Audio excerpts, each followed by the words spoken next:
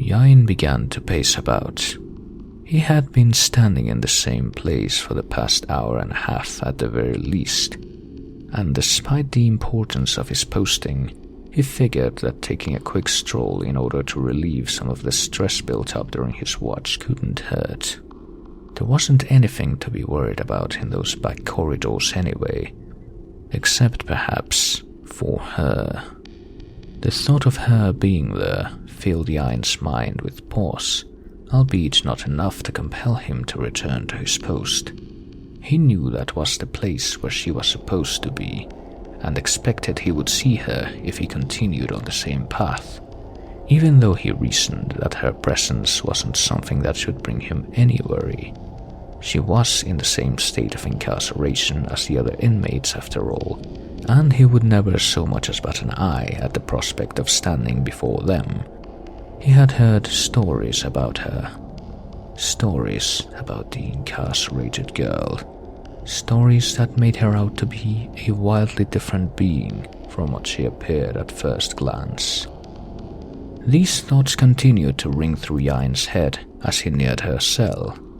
It was located within a large, hollow, cylinder-like structure, the interior of which was divided up into spaces that served as cells, facing a semicircular hallway, with hers being the one farthest away from the outer corridor, tucked away in a corner.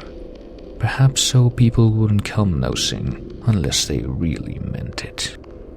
But Yain figured that unless he were to turn around right that instant and walk back to the corridor the same way he had come, the only way to proceed would inevitably bring her cell into his path.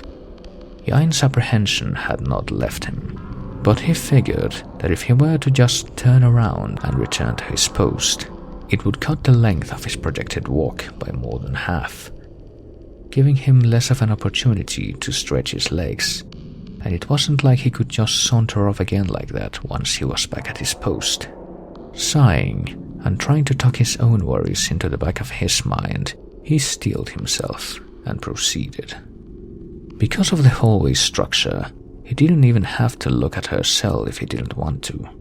He could just keep on walking, facing forward the entire time, and she would remain to his side, safely out of sight, unless she really wanted to get his attention.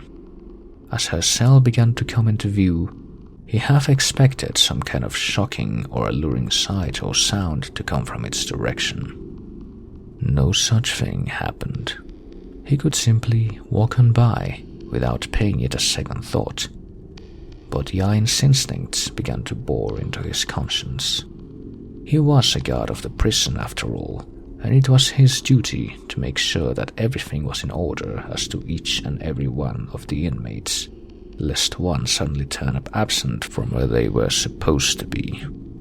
Following this reasoning, and yet unable to shake off his feelings of apprehension, he turned and looked.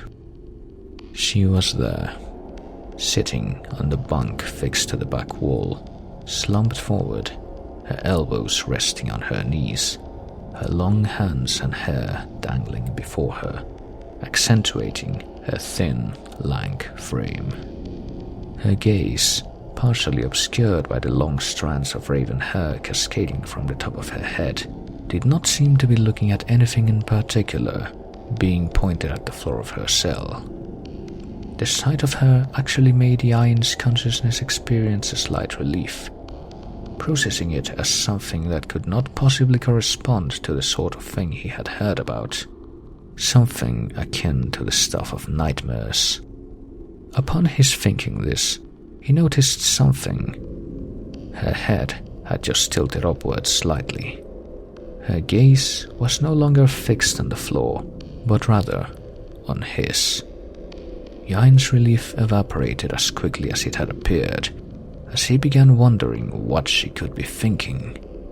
He quickly realized, much to his despair, that a few seconds of observing someone could do nothing to tell you what they were capable of.